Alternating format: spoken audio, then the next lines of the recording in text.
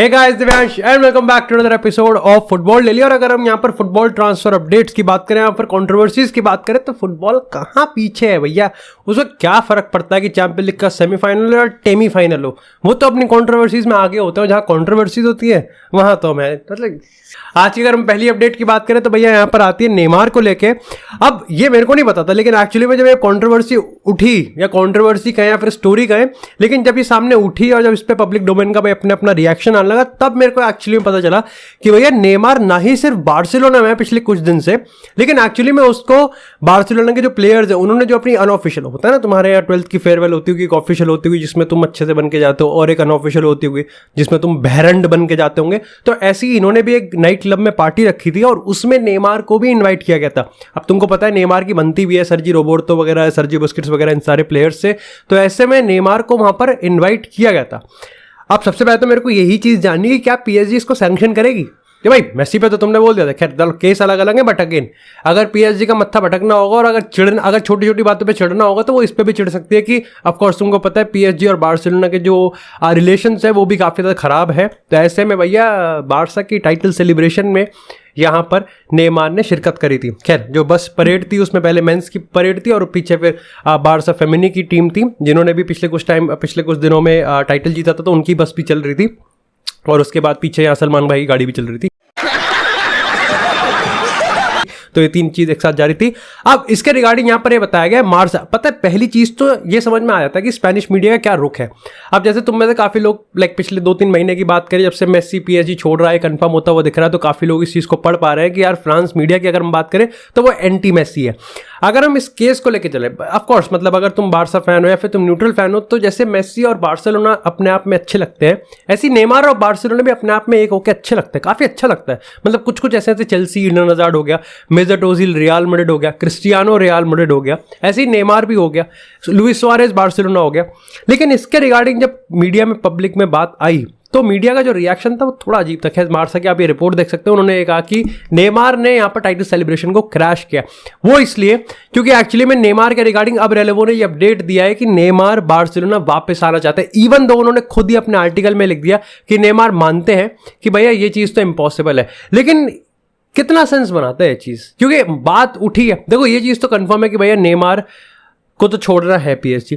अब ऐसे में यहाँ पर इसकी पॉसिबिलिटीज को बात करते हैं तो देखो, अगर एल मुंडो की बात करें या फिर बड़े बड़े जो मीडिया हाउसेज हैं या फिर छोटे से छोटे लेके जो सीक्रेट अगर हम ट्रांसफर इनसाइडर्स की बात करें, जिनके सोर्सेज होते हैं, अगर उनकी बात करें तो ये इस समय ना ही सिर्फ इम्पॉसिबल है बल्कि एक्चुअली में बार्सा इंटरेस्टेड भी नहीं है। और काफ़ी लोग ये मानते हैं कि नेमार ने एक्चुअली में 6 महीने 1 साल बाद ही रिग्रेट कर दिया था कि उसने यहाँ पर बार्सा क्यों छोड़ा। और मैं तो हमेशा बोलता हूँ कि भाई एक ऐसा डिसीजन था, ये जो पैसों वाले डिसीजन होते हैं ना, ये एक ऐसा डिसीजन था जहां पर आप कहीं ना कहीं आप पीछे मुड़ के नहीं देख सकते। अब इस ट्रांसफर के रिगार्डिंग अगर आप इसको थोड़ा ब्रेक डाउन करोगे तो इसमें ज्यादा कहानी कुछ है नहीं, अपार्ट फ्रॉम कि यहाँ पर वापस से नेमार ने अपना मन बना लिया कि उसका मन है बार्सा में आने का। It's very typical and very similar to Real Madrid and Cristiano Ronaldo. But यहाँ पर थोड़ा सा और एग्रेसिव हो जाती है बार्सा, क्योंकि ना ही सिर्फ वो यहाँ पर इंटरेस्टेड है इस समय नेमार में, बल्कि वो यहाँ पर इस चीज़ को वायबल भी नहीं मानते। मतलब वो अगर मैं तुमको कुछ स्टैट्स की बात करूँ तो वो तब होगा जब Neymar as a free agent होगा और नेमार को हैवी पे कट लेना पड़ेगा, लगभग 10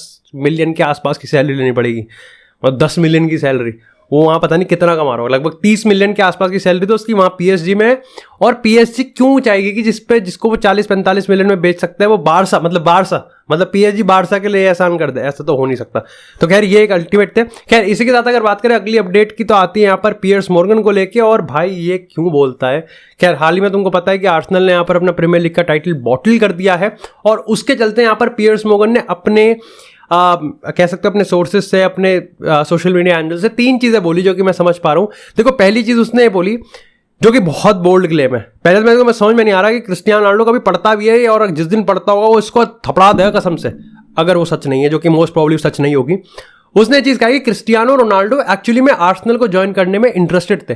ये बहुत सिमिलर है जो कि हमने एथलेटिको मैड्रिड वाली कहानी सुनी थी कि रोनाल्डो एथलेटिको मैड्रिड ज्वाइन करने में इंटरेस्टेड थे, लेकिन एथलेटिको मैड्रिड के जो प्रोटेस्ट थे, जो फैंस थे, उनके प्रोटेस्ट की वजह से बाद में रोनाल्डो ने इस चीज को, हाउएवर बाद में जब फैमिली क्लोज सोर्सेज की बात करें उन्होंने कहा कि नहीं कभी सोचा भी नहीं था एथलेटिको मैड्रिड ज्वाइन करने का रोनाल्डो ने। यहां पर पियर्स मॉर्गन क्लेम कर रहे हैं कि रोनाल्डो इंटरेस्टेड थे आर्सेनल को ज्वाइन करने में।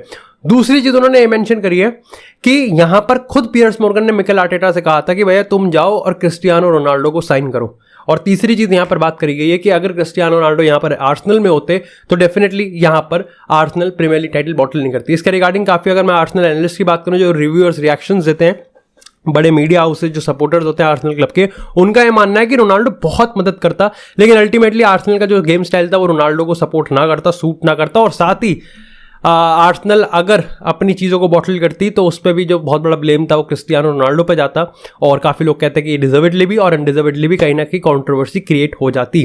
खैर, इसी के साथ अगर बात करें यहाँ पर लियोनेल मेसी की, तो कल के फुटबॉल डेली में मेसी पे बात करना भूल गए थे।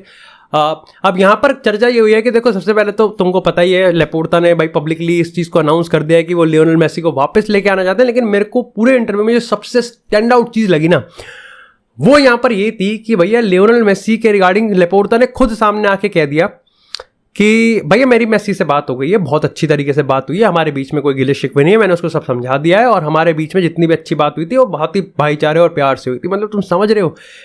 उसके बाद तुमको समझा रहा हूँ, मैं बताना चाह रहा हूँ कि कितना खिलाड़ी आदमी है लेपोर्ता। लेपोर्ता ने फिर ये चीज़ कहा कि मेरे को अजीब लगा, मेरे दिल को जरा ठेस पहुंची कि लियोनेल मेसी को पीएसजी के फैंस ने जीड़ करा। ये पता है तुमको लग रहा होगा कि पीएसजी पर डिग है, डिग तो है, लेकिन एक्चुअली में उसने इनडायरेक्टली कैंपनू को ये बता दिया कि कल को अगर मेसी की शक्ल देखोगे ना तो भैया हल्ला इतना कटना चाहिए कि पूरा फुटबॉल वर्ल्ड कहे कि हाँ भाई कैंपनू ने एक अच्छा रिसेप्शन दिया है। और ये इनडायरेक्ट होता है, that's why he is politician, भाई शब्दों से खेलना उसको आता है। साथ ही उसने ये चीज़ कहा कि देखो सऊदी अरेबिया बहुत अच्छी अच्छी चीज़ है, ब्ला ब्ला ब्ला ब्ला अंथनी, लेकिन उन्होंने ये चीज माना कि सऊदी अरेबिया इकोनॉमिकली कंपीट नहीं कर सकता, लेकिन बारसा का ऑफर डेफिनेटली बेटर हो सकता है। और मैंने तुमको पहले भी कहा है कि मेरा ओपिनियन हमेशा से रहेगा कि अगर सऊदी अरेबिया और बारसा का ऑफर रखा है तो फिर अरेबिया का तुम ऑफर ही क्यों समझ रहे हो, वो ऑफर नहीं है।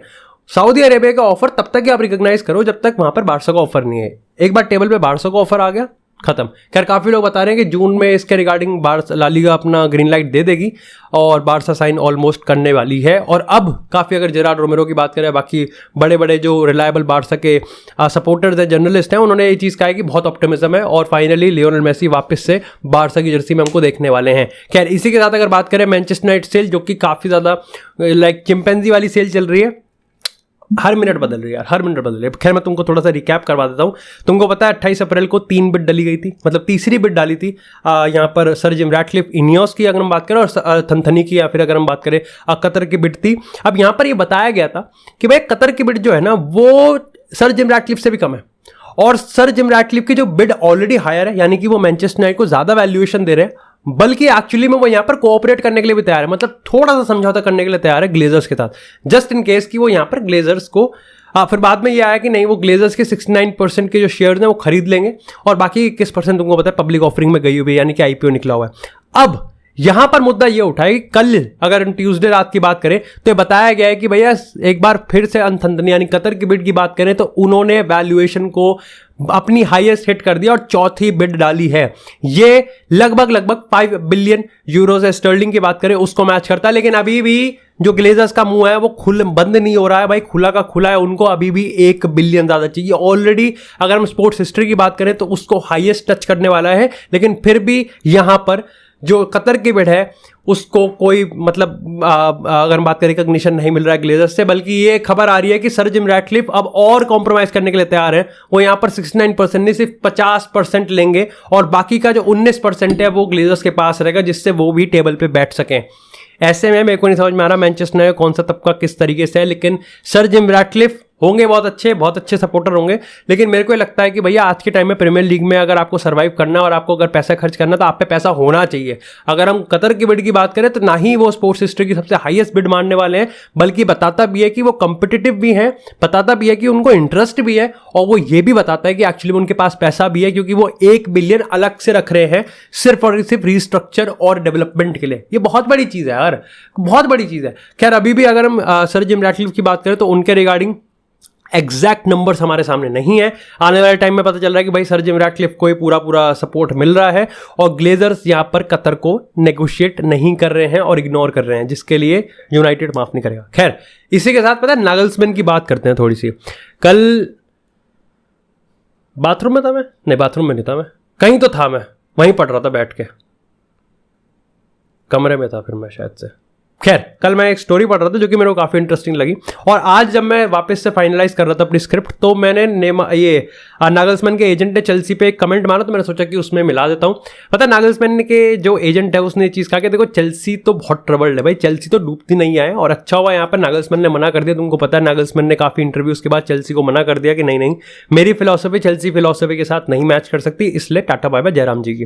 खैर अब इसका इंटरेस्ट मैं बताता हूँ कि नागल्समैन के एजेंट ने बायर्न पे भी कहा, उसने ये चीज़ बताई कि जो नागल्समैन के 2 एजेंट हैं, तो पहले एजेंट ने जो इंटरव्यू दे रहा था उसने कहा कि देखो मेरे पे दूसरे एजेंट का कॉल आया और उसने कहा कि नागल्समैन को इतनी जल्दी निकाल दिया। तो भाई पहले एजेंट को समझ में ही नहीं आया कि ये क्या बात कर रहा है।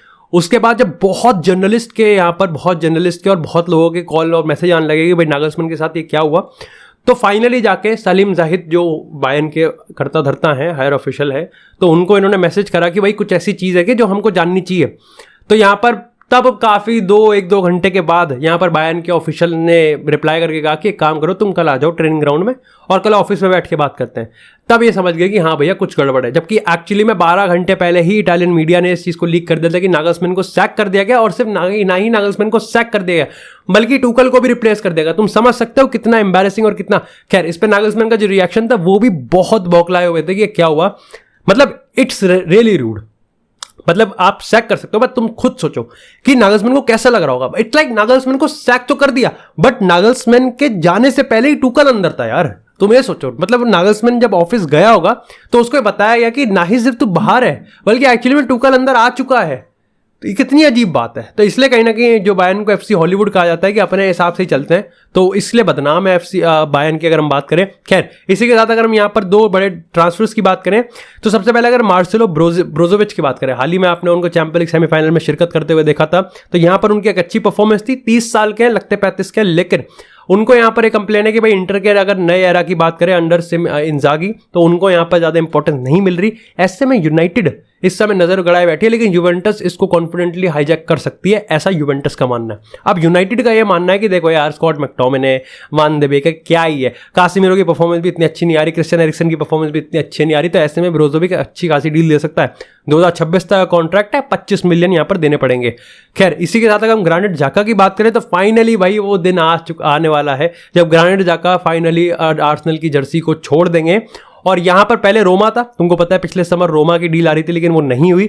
अब यहाँ पर बायर लेवरकूजन वो टीम है जो कि ले रही है, 15-20 मिलियन के आसपास की डील हो रही है और ऑलमोस्ट पर्सनल एग्रीमेंट भी हो चुका है। ग्रानिट जाका भी एक नए चैलेंज की तरफ देखे हैं, and I think it's high time जब आर्टेटा अपने स्क्वाड में ग्रानिट जाका को स्पेशली अपग्रेड करे। खैर इसी के साथ यहाँ पर सेंटी आउना की बात करें तो उन्होंने भी 2-3 चीज़ें बताई है। सबसे पहले उन्होंने ये चीज़ कहा कि देखो हाल ही में लुइस कैंपॉस ने हैरी केन के एजेंट से बात करी है, और लुइस कैंपॉस या फिर अगर पीएसजी की बात करें तो वो मानते हैं कि शायद से ओसिमन का जो एजेंट है वो भाई उसको प्रीमियर लीग ही भेज देगा, और वो मानते हैं कि हमारी हार हो सकती है। इसी के साथ यहाँ पर ना ही सिर्फ एक फर्स्ट ऑप्शन स्ट्राइकर बल्कि एक सेकंड स्ट्राइकर जो कि बैकअप स्ट्राइकर होगा वो भी यहाँ पर पीएसजी इस समय कंसिडर करिए। इसका मतलब ये कंफर्म है कि ह्यूगो एक्टिते भी सेल होगा। खैर अगर हम फैबियन रुइस की बात करें तो फैबियन रुइस ये मानता है कि मेरा अभी का सीजन खराब है लेकिन अल्टीमेटली मेरा सीजन बहुत अच्छा जाने वाला है, तो मेरे को कोई दिक्कत की बात नहीं है। बाकी ये सब अपडेट थी। Thank you so much guys for watching this episode. हाँ 2 एपिसोड हो गए तो उसके लिए कर देना तारीफ, दिल भेज देना एक बार, ठीक है, कोई दिक्कत की बात नहीं है। बाकी रियल मैड्रिड के लाइव वॉच लॉन्ग में मिलते हैं, तब तक के लिए यार thank you so much. Do make sure कि आप चैनल को सब्सक्राइब करें और वीडियो को लाइक करें। मिलते हैं आपसे आज के वॉच लॉन्ग पे।